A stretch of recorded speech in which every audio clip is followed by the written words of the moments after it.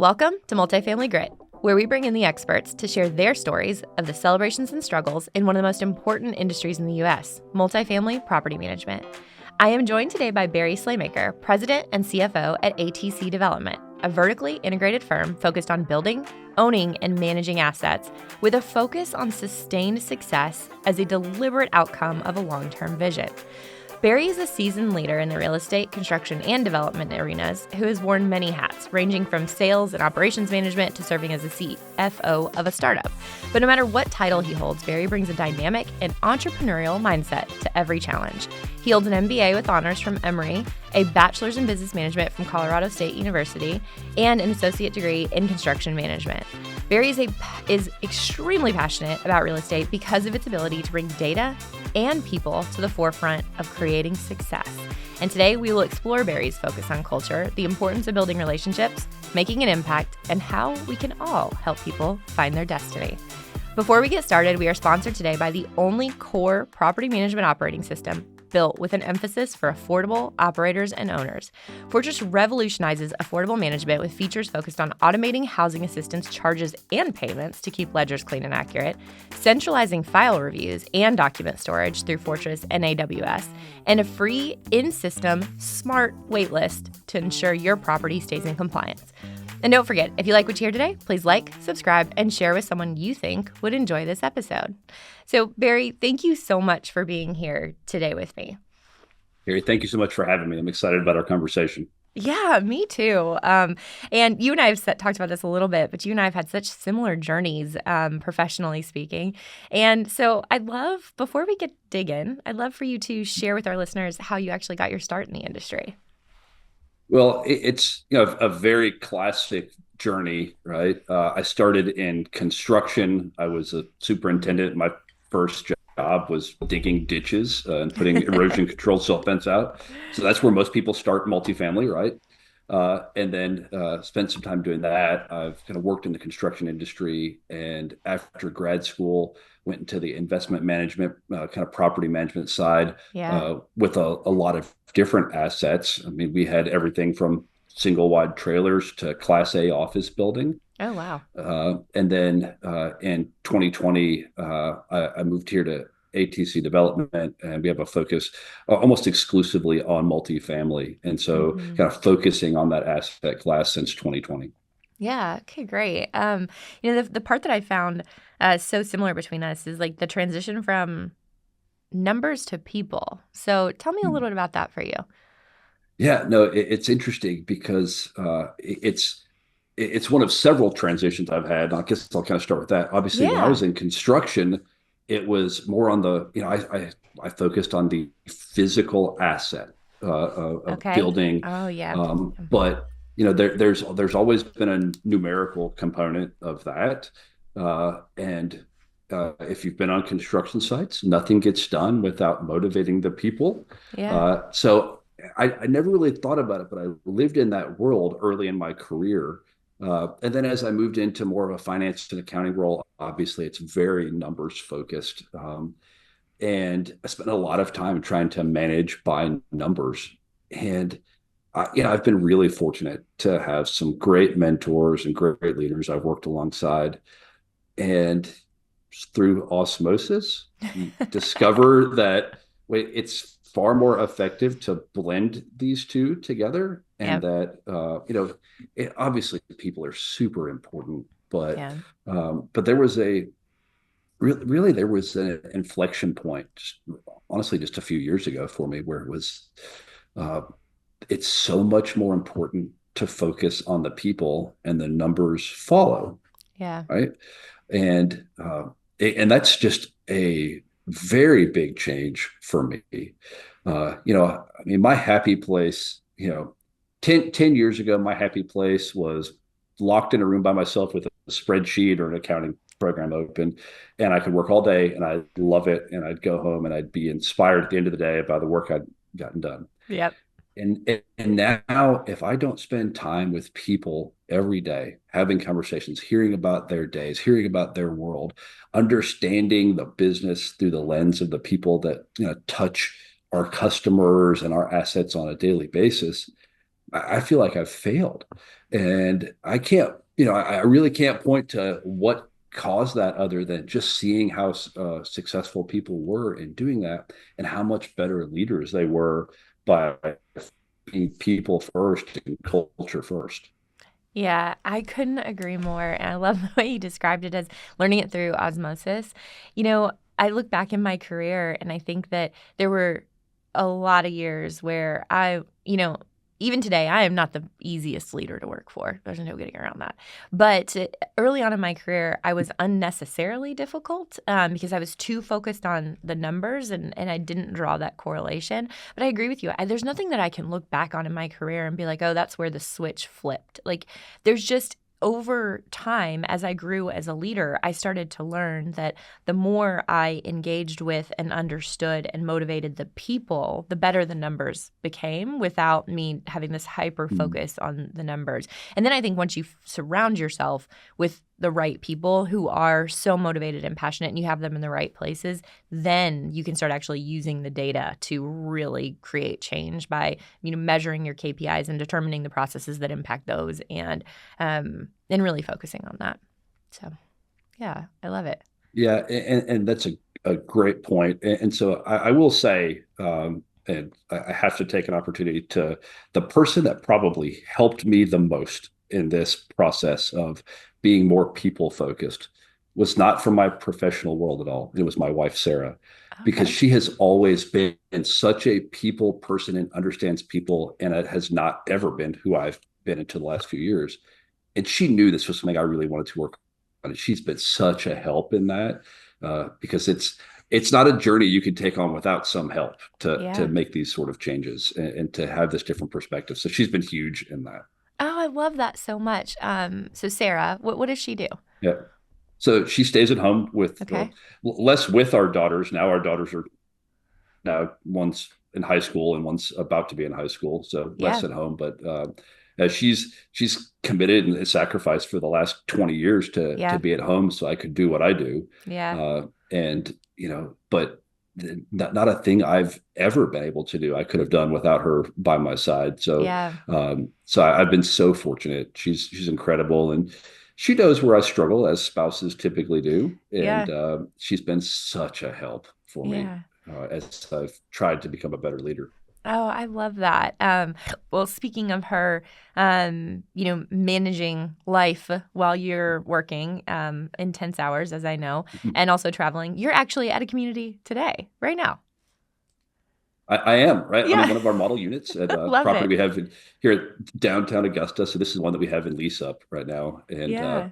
it's just a beautiful property. So I thought it would be great to spend some time here, and no, I love it out here. Yeah, that's fantastic.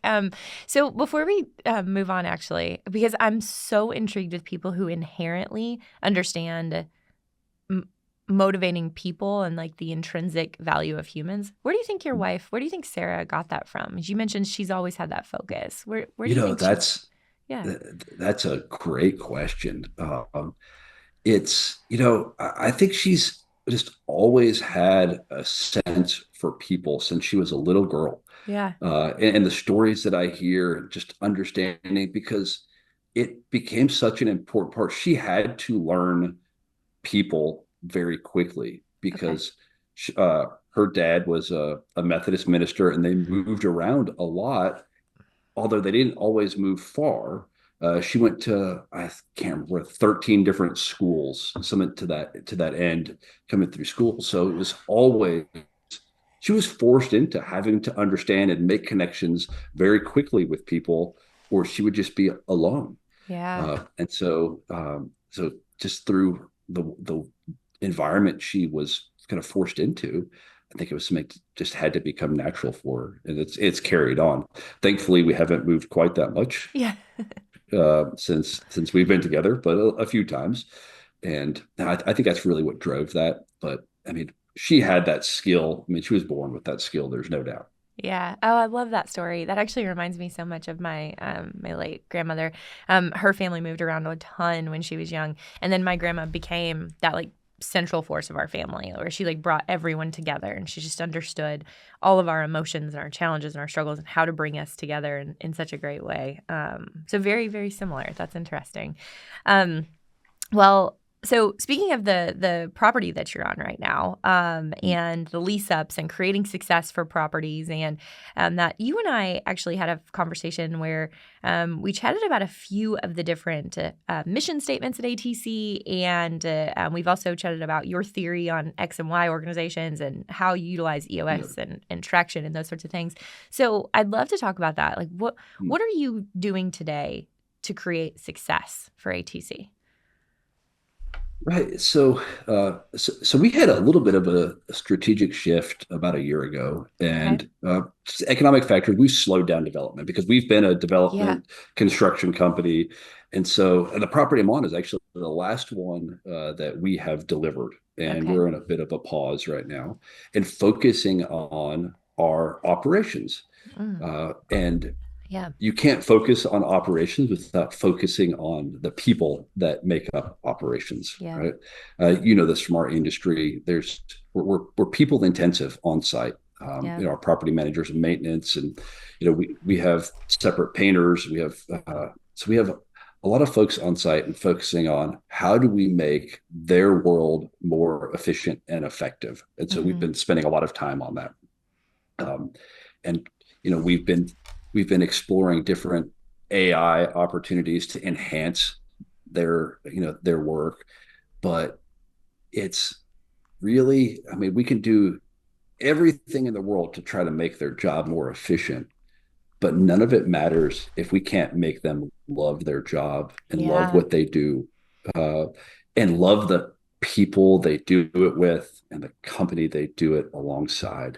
Yeah. And so that's really been a big part of what we have been doing.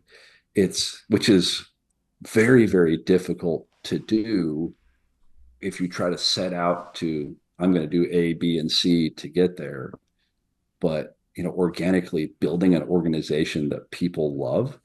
I'm fortunate. I'm leading an organization that's 51 years old at this point and has Yeah. a history of being, culture driven and incredible organization in our markets. People beat down the door to want to come work with us because of that reputation. Mm-hmm. So that's been great. But when we make a strategic shift like we did last year, it creates some challenges because people have to see the organization a little bit different way. It changed. And there's been a heavy focus on engaging with our people. How do we make it continue to be a place they are proud to say they work? And so over the last year, that's been a big part of what we've been doing. Yeah, I love what you said, that making people love the people they work with and the company they work alongside. Not for. You didn't use the word for. You said the company that they Yeah. work alongside. I think that's a Yeah. that's a big difference. Yeah. And very consciously, I say that because it is not about a hierarchy. It's not Mm-hmm. about an employer-employee arrangement. We can't do this without being a team. Mm-hmm. One of our core values, we must work together, right? And another core value, work should enhance life. And thinking about those together, right? It's so critical that nobody's on an island. Nobody comes to work and feels worse off because they were here. And I don't mean financially. I mean, they feel better mentally. They feel better as a person because of the experience they have every day. Yeah. And, you know, it's such a focus for us, because, you know, although I may be one trying, working to lead this organization, I do not know everything that needs to happen on a daily basis. I don't know how to do everything that happens in our organization, Mm-hmm. but we have incredible people that do and work together. And so the sum of our, the whole is far greater than the sum of the parts because of that. Yeah. Uh, and so again, you talked about being around incredible people, and that's what allows that to happen. We have just super high level professionals here that are incredible at what they do and are great culture fits. They bring the right Mhm. energy to the organization, because we've had incredible people before in the organization that weren't the right culture fit, and that's not something that we allow. And so we've Yeah. had to separate from people that weren't the right fit for what we wanted to be as a company, because if we are culture and people first, like I said, the numbers follow, the results follow. Yeah. And so, we've gotten to a point where, culture fit is most important. We don't tolerate it if it's not there. Yeah. Yeah. I couldn't agree more. Gosh, you said work should enhance life. And I've never heard it put that way, I don't think. I love it because I have said for years, unpopular, it's been an unpopular saying of mine, honestly, but that I don't believe in what we all call work-life balance. I feel Mm-hmm. like for me, that insinuates that work is separate from your life. Like inherently, it's something different than life. And I'm like, I would never say I need a child life balance or a spouse life balance or a Yeah. mental health life Mm-hmm. balance. Like those are all things that are part of my life. And so the way that we say work life, and honestly, I joke now that that saying is a huge reason for that new show, Severance. Have you seen that yet? I haven't. Okay. I'm terrible at watching TV shows, but I've Yeah, heard about same. it. But uh, but yeah, no, that's really interesting, because I remember all the way back to when I was in grad school, and they were talking about work, balance in life, school life balance, and I could understand there, and I would like to turn off the switch when I was in grad school and be able to walk away from that. But we spend so much of our waking time with our coworkers at Yeah. work, far more than most people do with their families. And Yeah. so it cannot be distinct. You'd like to be able to turn it off when you go Mm-hmm. home and be able to commit to the time and focus with your family and your friends, but they're not distinct. You're absolutely Yeah. right. And if if we as an organization, if we as an industry can, you know, make the lives of our staff better by the environment that we create at work, right? You know, we don't work with the property manager part of a person. We work with the whole person. And it's important that the whole person is in a good place and has a great life. Because if not, it's gonna show up at work. Mm-hmm. And if work is not right, it's going to show up at home. Yep. And so it's so critical that we try to think about how it really impacts the 24/7 part of a person. Yeah, I love that. And I agree with you. I didn't go to grad school, but I went to law school. And it was so important to find a balance between your studies and your health and your fun time and all of those things. It's so important to take a balance into all the things. But to your point, especially us when those of us who take an entrepreneurial or executive path, right? We accept the fact that we're likely going to be working more hours than most people. And we do that out of the love of it, right? I mean, entrepreneurs by default, like love what they're doing in Yeah. creating whatever that is. That's what entrepreneurs do. And so I, I think that that's so important to understand the value in it. Like I say all the time, like my being in the position that I am gives me the luxury of being able to spend a lot of extra hours working when I want to, but it also gives me the luxury of being able to be home and there for my family when I want to and need to, because I have a lot of flexibility in my own schedule. I've kind of you earn that up through becoming the executive that you are, and so I have to admit I take advantage of that. I won't lie. Yeah. If I need to be home for something, I am home for something, and I don't stress about it. And then I try really hard to relay that same benefit to my team as well. Yeah. So I have and I get a lot of funny looks about this. I have a hard line about something, and this has really only been in the last probably 5 years or so, okay, is that I leave the office at 5 o'clock. yeah, That doesn't mean my computer or yeah, phone doesn't come back out some point later. Yep. But, as much as I've made a commitment to work, I've made a commitment to my family, Yeah. and I want to be there for them and be very present, right? Hmm. Now, that doesn't mean sometimes I'm not at the office at 5 o'clock in the morning, Yeah. but they're not awake. And so they're not worried about that. But Yeah. at 5 o'clock, I go home. Yeah. And because it is important to be able to draw those lines, because they're blurry lines, as we talked about, Hmm. but you have to be able to draw the line is, hey, this is time for family. This is time for friends Yeah. and that's a commitment that I have made to myself and to my family is, hey, I'm going to be here for you when you need me to be here for you. Um, and we know weekends at night, I mean, we're always on, but we Hmm. don't always have to be present at work. We can be present with our families. And so that's something it's been a challenging thing for me, but I have really focused on that in the last, 5 or 6 years, because I didn't always do that. And as I Yeah. said earlier, my wife sacrificed a lot for us to be able to get here. And Yeah. she deserves for me to be very present for her when she needs me to be there. Yeah, I actually love that. And I agree. I've hit a similar point in my life.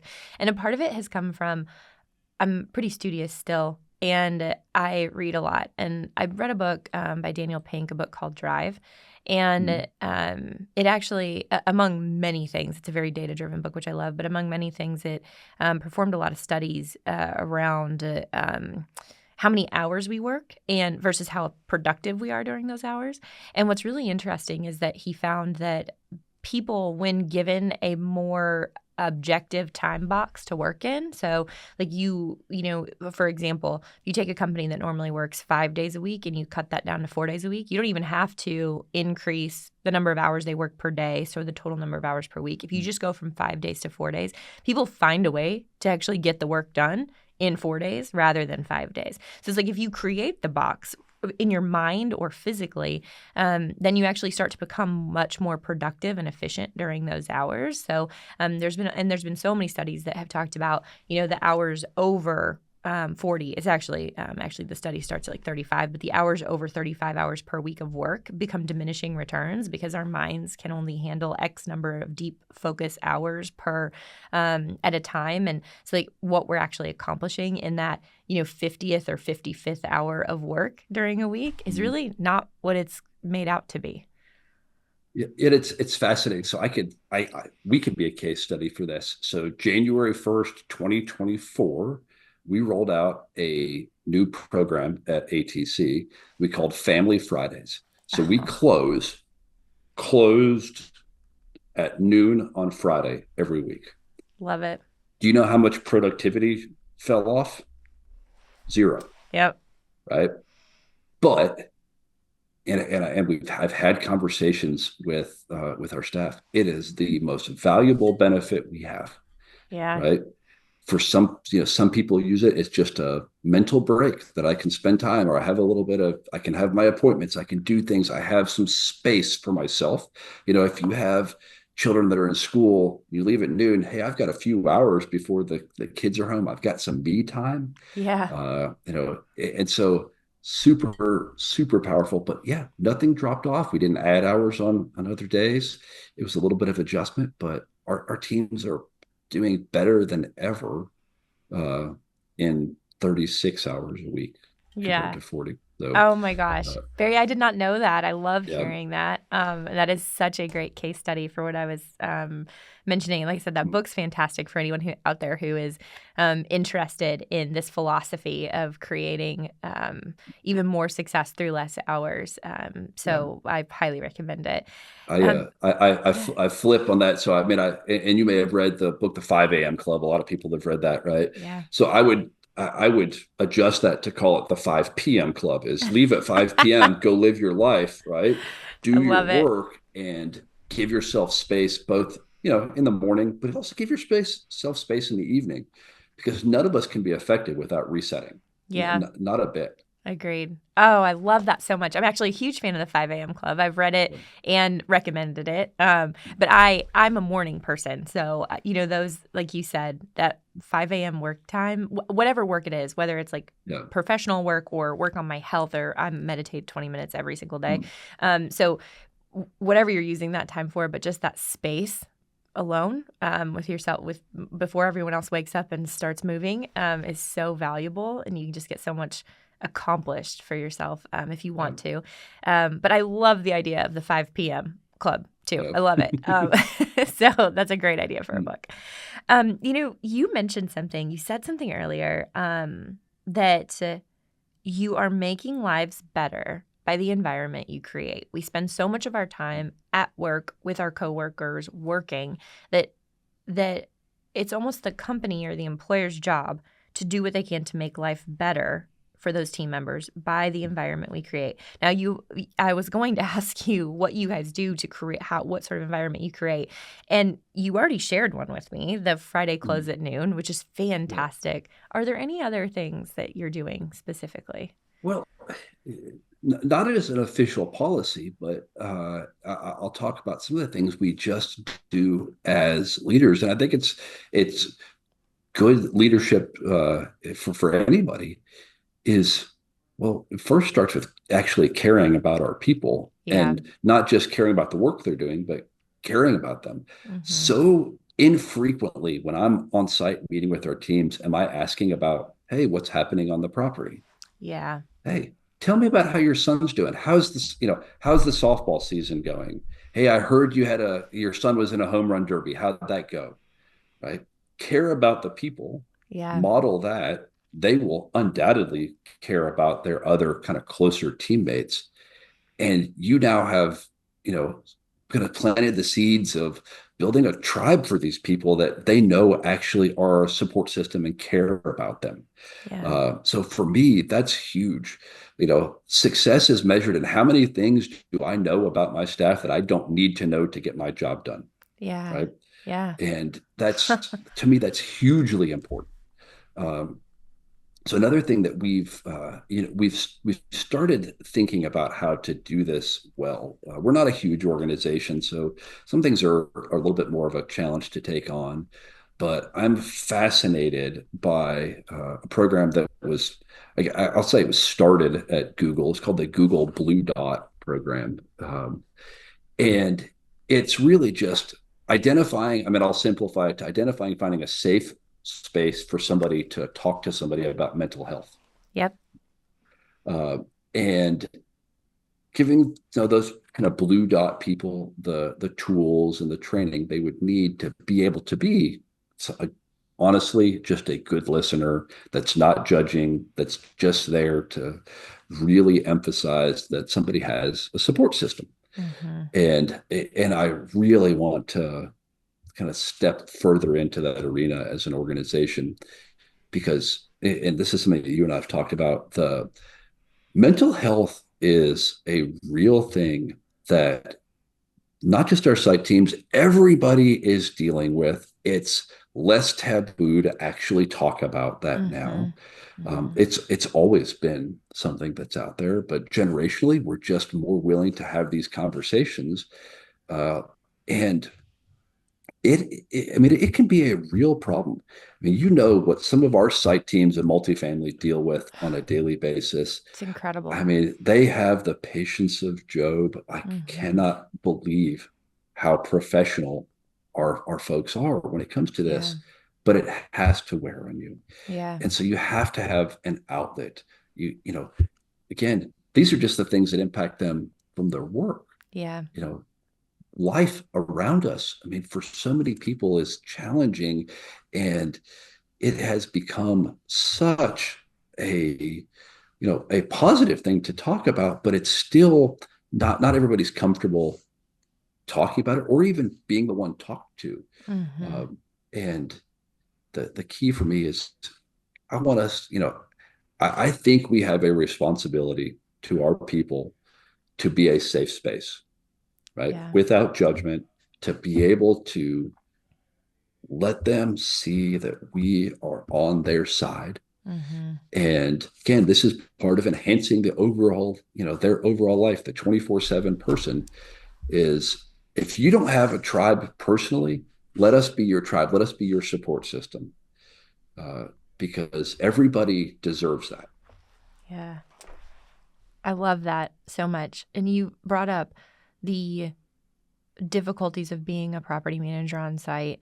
And I'm so intrigued about, well, I mean, you have teenage daughters, I have a teenage son, and thinking about how different their generation is, and how even generations starting at millennials have, our brains have changed so drastically. We live in this world of instant gratification where, I can have something Amazon Prime dropped at my house within 4 hours, or Target can ship it to my house, or shoot, even like a sporting goods store could have something dropped at my house within 2 hours if I want to on DoorDash.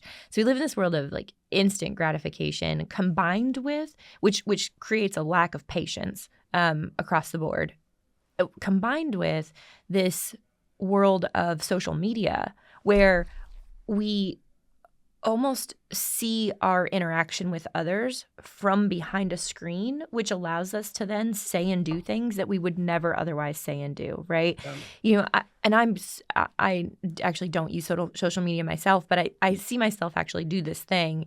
If someone cold calls my phone, right, and they're trying to sell me something, and I listen for the first few minutes or first few seconds, and I'm like, what they're selling me is something I would never buy, and so I just hang up. And then afterward, I'm like, oh shit, I just hung up on that human. Like, I would never do that in real life. If someone came up to me and started talking to me, I would never just like turn around and walk away. But it was through a different medium, so I felt safe to just do that, right?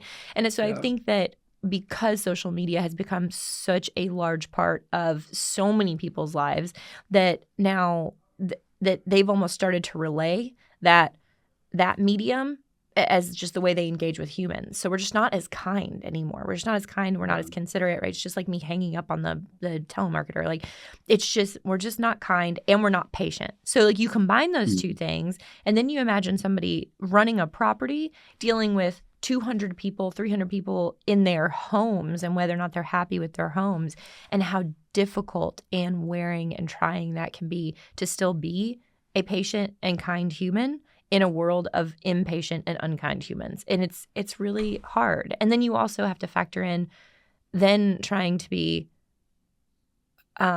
almost cold in the fact that like, you have to process evictions, and you have to keep calling that person who told you they don't have money for the rent because they were laid off, and you have to do these, and it's insanely difficult. So giving them that safe space to share their struggles is so important. Absolutely. I mean, you're dealing with residents in their most personal space. I mean, their home. And when things go well, they're right there alongside you celebrating it. But when things go poorly, our teams are, I mean, they're the outlet for that. And like I said, you have to, I mean, for fair housing, and we have to be very consistent. And that's hard because like you said, there are times where you have to, you can have empathy, but you have to almost act as if it's not a person on the other side of that, because it's like, I have to do this. And the only way I can maintain my mental health is not to think about the person on the other side of it. And that's a really hard thing, because when you are in those environments, and I've been there before, you have to depersonalize that for the interaction. But really inside, you still know there was a person on the other side of that. And that's just a little bit of it's a grain of sand that just keeps adding up when you do that. And it has to live inside you. And you have to be able to have outlets for all of these things. So it's a very difficult job. There's no doubt. Yeah.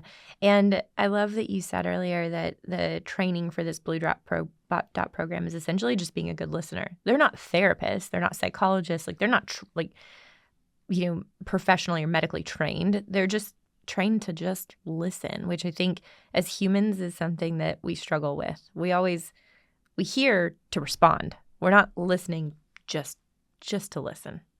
Yeah. And, and that's obviously that's one of the things I've, in my journey from being in spreadsheets to being in conversations, I guess I could think about it that way, is so much about it's not about listening to respond. It's Mhm. listening to hear. You know, Mhm. if I really care about the person on the other side of that conversation, I have to I have to want to hear what they're saying, Mhm. right?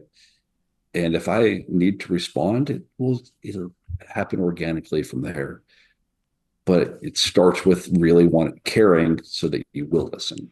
But I love that.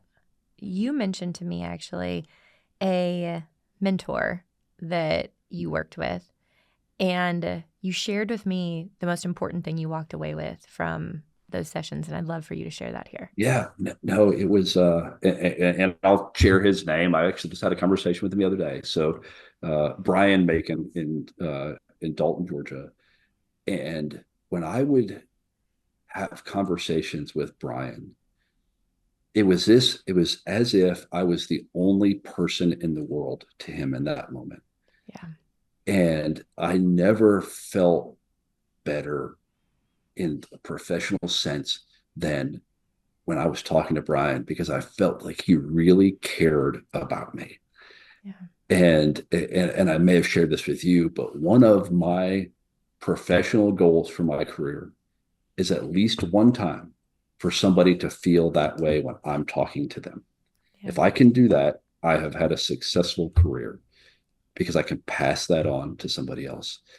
Because again, if he didn't care, he never would have been able to show up that way. You cannot fake that. Yeah. And it's been so powerful. It was really transformative for me in that moment when I realized this is somebody that is all in, all here for me right now. And I hadn't experienced that in that way, and it was just very transformative for me. And I model myself after trying to be able to get to that point at some point in my career. That's so impactful and such an awesome goal. How do you think he did that? What was he doing that created that? And then what are you emulating? It's so hard. I mean, Yeah. I guess I should ask him, to say what was the trick there. Yeah. But Kerri, I think it started with he's undoubtedly been on his own journey and recognized how valuable people Mm-hmm. are, and that we get we are nothing without the people around us that we work with. And he had to get to the point where he recognized it was far more powerful to be present, because if I'm trying to be in 7 different places at once while I'm having a conversation with you, that's not fair to you, Yeah. and it's not fair to the 7 other things I'm thinking about. Yeah. And so being present, and just focusing in and caring, right? Yeah. Really caring about the conversation, the person, what they have to say, respecting them, right? I mean, very much respecting their points of views and where they are. Yeah. Um, and I think it just flows naturally from there. Yeah. Is Brian in the real estate industry? No, he's not. He's actually in so Dalton, Georgia is world famous for the flooring industry, Okay. and so he runs Dorset Industries there. Okay. It was a contact of mine. We worked alongside on some Chamber of Commerce things, Yeah. and just a great relationship blossomed from there. But definitely a leader to be emulated. Yeah. Well, I haven't had anyone on the podcast that isn't somehow tied to real estate, but I might have to break my rule here because I'd really love to to interview Brian and ask him how he got there, because I know how Yeah. difficult that is, and how just how an incredible experience that must have been for you. So, well, thank you for sharing that. And Yeah. I actually want to go back to something that you said before. Mhm. I'm trying to remember exactly how you put it. I didn't write it down. It was when we were talking about how, work should enhance life and we're making life better by the environment we create, and how important it is that the people who are actually doing the jobs love what they're doing, and that if they don't, then it's probably not the right fit. And Yeah. I think this is one of the toughest conversations in multifamily because we are so people focused, that we also have to let a lot of people go. Yeah. And, you and I actually both have been through exercises of reductions in force, and those are incredibly difficult, incredibly painful. And a lot of companies are going through that right now, and people are dealing with the impact of that. But you have a unique outlook on what it means to let someone go when you identify that they're not working. Yeah. Yeah. It's, we have I hate to say a great phrase, but I think it's accurate. And it comes from our vice president of HR, Meg Thompson Webb. And she said, we're going to release somebody to their new destiny, right? And because you're right, I mean, this industry is not for everybody. There is Yeah. no doubt. Uh, there's that there were days that I wasn't sure, earlier in career that, real estate was my destiny. Yeah. And you come to love it and you come to appreciate it, but it's not right for everyone.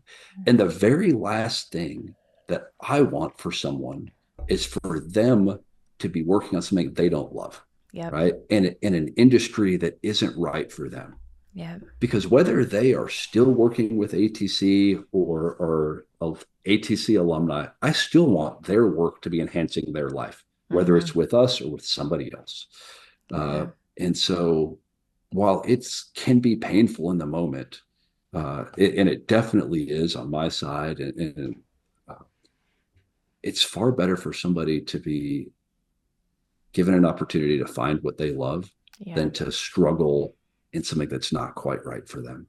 Yeah. And I mean, it happens. We know that. It happens whether it's part of a reduction in force, or sometimes you just find that somebody it's not the right environment. And hopefully that's something that you can come to mutually. But if you don't, I mean, it's not as you said, it's not the most fun conversation you're ever going to have. But when I've known that was the case, I always felt better for that person. And I think they really felt better too. Yeah. And it's, it ultimately is what allows them to find what they are supposed to be in their life. Yeah. And I can say, I mean, I know this very intimately because I was laid off at one point, and that's how I exited the construction industry. And it was painful. I had two young daughters, or I had one young daughter, and shortly thereafter, my wife, we found out she was pregnant. It's not a great time. Yeah. But they didn't necessarily realize it in that moment, but they were releasing me to find my destiny. Yeah. And thank goodness they did. And it was, I've been asked several times what was the most impactful thing that ever happened in my career. And I said it was getting laid off. Because it gave me, in a sense, the freedom to find who I was supposed to be. Oh my gosh, that is so much more eloquent than other phrases I have heard used in that space, that releasing people to find their destiny.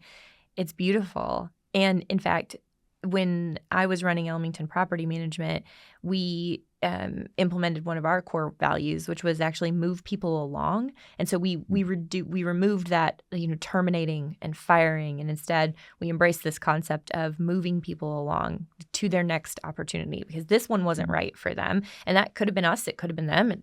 There's a lot of factors at play in that. It could have been the industry, the position, their time in life. There's so many different things, but we're not terminating them. We're not like, it's not a firing squad. We're not firing them. We're moving them along to their next position. But I absolutely love this concept of finding their destiny. And I've always admired Steve Jobs' outlook on this. He always said that people should keep trying new things until they find what they love. Like, you should never settle. Like, you should always try to find something that you love doing.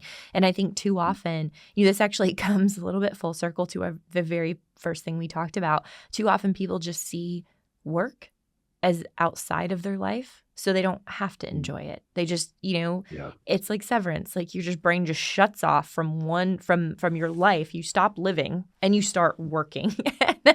And right. And I think that that's such a terrible outlook for such a massive part of what actually is your life. You don't stop living. And so if we can just find a way to find the thing that we love, to really focus and keep trying until we find something we do love, then it can change your life.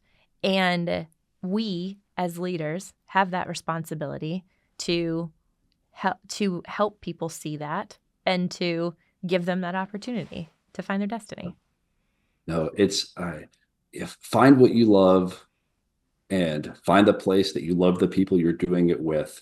Yeah. And, absolutely. And as leaders, I mean, I want people to love their work. I want people to just be all in on what they're doing, having the impact that they want to have. Yeah. Because everybody has their own dream of how they want to change the world, and I want to be a conduit to allow that to happen in the way that I can. And it'll never happen for somebody if they hate what they're doing and don't like the people they're doing it with. So again, there is a small part of the population that we are the right fit for in this industry. But when we find those people, we've got to hold on to them. We've got to love them. Make sure they want to stay, because they can change the world alongside us. Yeah. I mean, we do a powerful thing in this industry. We provide homes. Yeah. And that's a big deal for a lot of people. It is absolutely one of the most important industries in the United States, hands down, providing housing and taking care of people's homes. I couldn't agree more. Well, Barry, this has been a fantastic conversation. I have enjoyed talking to you and learning from you so much. And I feel like I probably need to reach out to Meg and see if I can steal that that phrase from her, because I think it's so beautiful. But it's been awesome. And as you know, I love to end the podcast with 2 questions. So I'll start with my first one, which is, would you share a story with us from your time in multifamily? Oh, a story. Yeah. I'm going to go back, and this is before my time at ATC, and I was working with a smaller company, so we had a lot of different assets, and we worked with a lot of kind of workforce housing, blue collar residents. Okay. And it just so happened one day I was sitting at the front desk of our office, and because our office manager was out, and somebody came in to fill out an application. And I could just tell they were just incredibly nervous about it. And these were not high dollar units that they were renting, but they were very nervous. And again, I'm paper processing application. It's a slow process, and I'm just going to talk to people while that happens. And I'm asking, and this is a young lady, I'm asking her, hey, how's it going? And so what's going on? Why are you moving? And she was moving out on her own for the first time, away from an abusive partner. And she had just found out she was pregnant. And I was the 4th stop for her because she hadn't been approved anywhere. And my heart was just breaking because I said, if I hit the button on that computer, it's fair housing, I've got to run this, and I can't rent to her, I'm going to feel like a terrible human being. And I mean, names and companies have been withheld to protect the innocent. I didn't process it. I just approved her and said, you know what? I've got a feeling you're going to be just fine. And she was. But that was probably the first time I recognized the value of what we do. We provide a home for somebody. And I didn't make a habit of doing that, but especially there when I had all sorts of different asset classes, it's like, wait, this is very, very personal, and Yeah. it's incredibly important for people.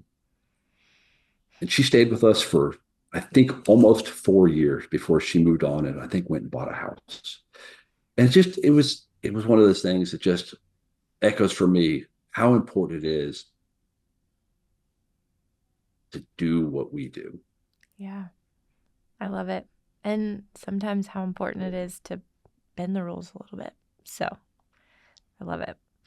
Yeah. Yeah. Well, There's no doubt.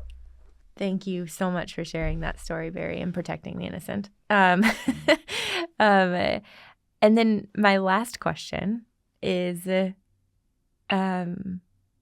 what I read a lot and I love reading books. And I think so many of us in our industry, so many executives feel the same.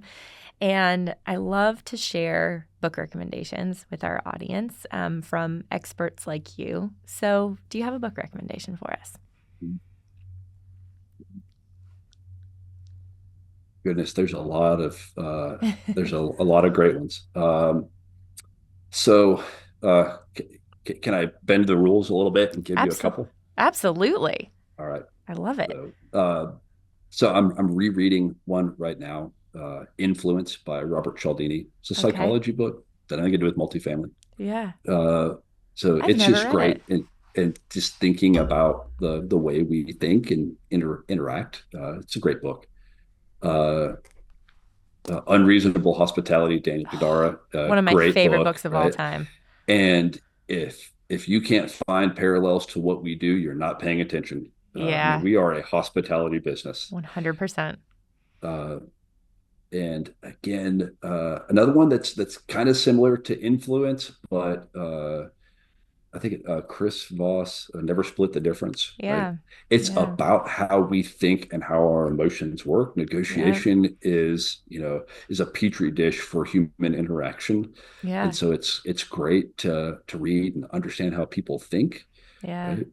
Because to be effective as leaders, we have to really understand how people think and how their emotions work, Yeah. not to manipulate them, but to be able to be empathetic.